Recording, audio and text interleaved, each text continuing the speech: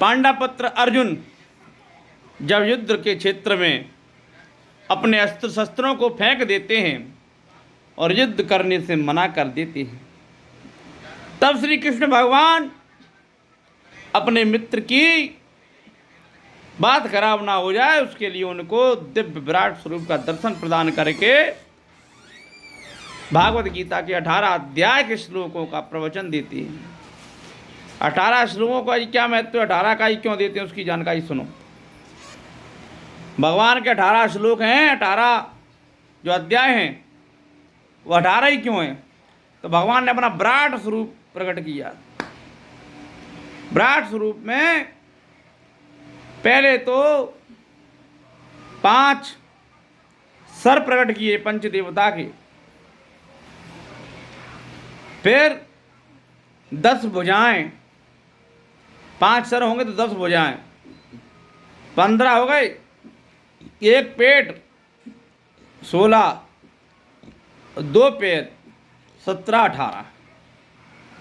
इस प्रकार भगवान ने 18 अध्याय अर्जुन को सुनाए और 18 अध्याय में जो दूसरा अध्याय है और तीसरा अध्याय उनमें बताया कि अर्जुन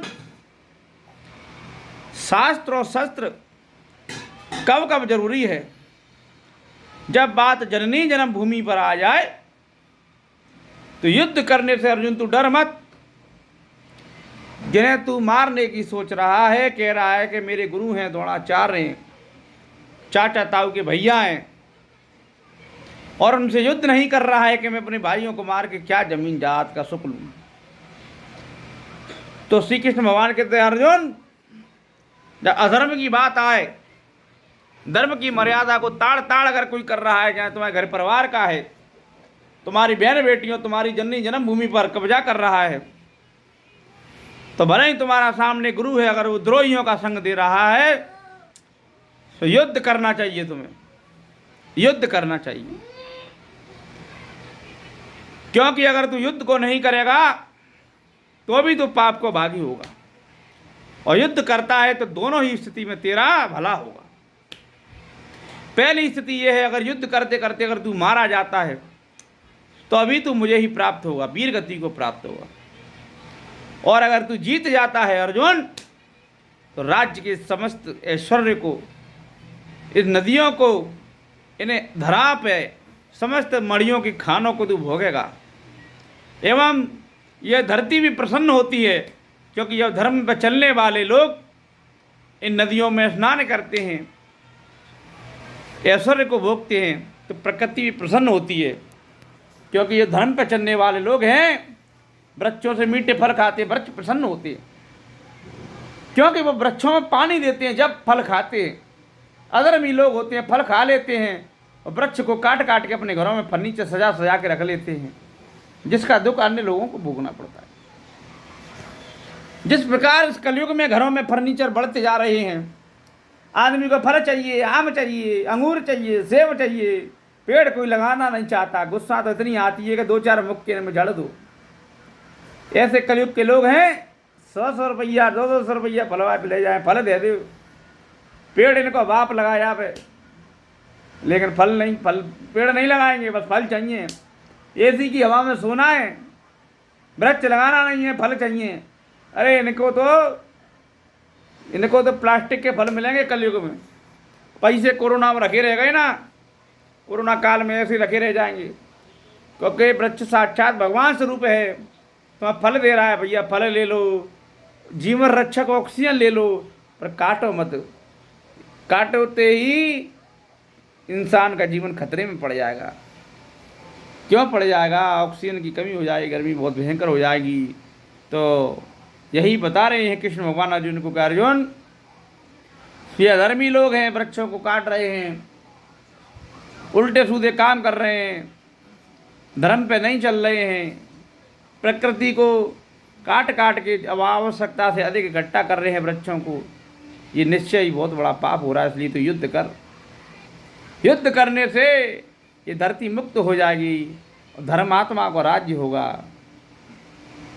तीसरे अध्याय में भगवान बताते हैं कि अर्जुन, तू अपने ज्ञान को जगा।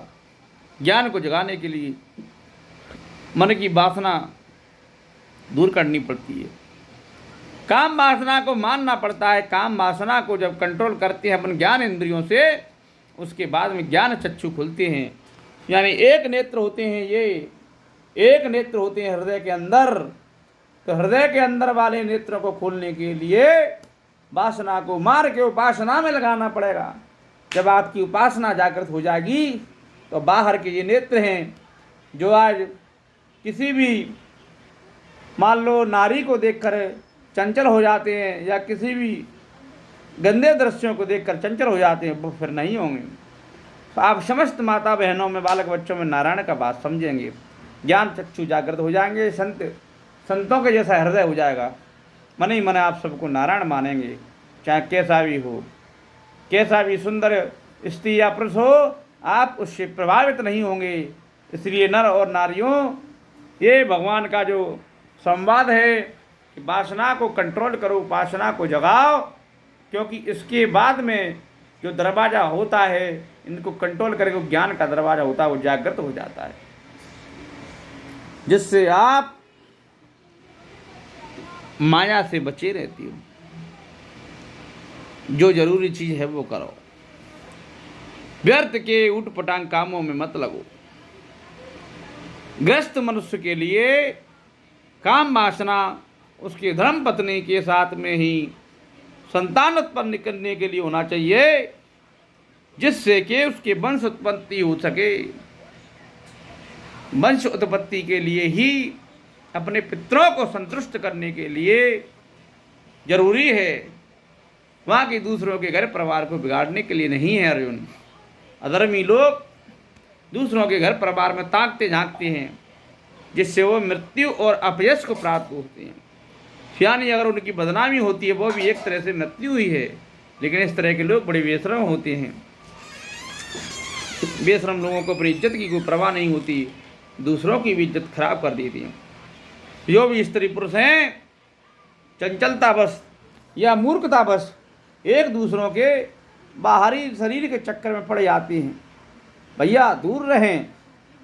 साक्षात भागवत गीता में 3 अध्याय में लिखा हुआ है, भगवान का भजन करें, मर्यादा में रहें। मर्यादा यानी जिनको मरने के बाद भी याद किया जाता है, वो है मर्यादा वाले। तो जय श्री कृष्ण। वीडियो को अधिक से शेयर करें, इन बातों को समझें, बहुत ही संक्षेप में बताया है। जय श्री कृष्ण। हर हर महादेव। कमेंट में ज़रूर लिखें और आगे सब्सक्राइब करें चैनल को, और भी जानकारी और अध्याय के बारे में बताएंगे फुल डिटेल में।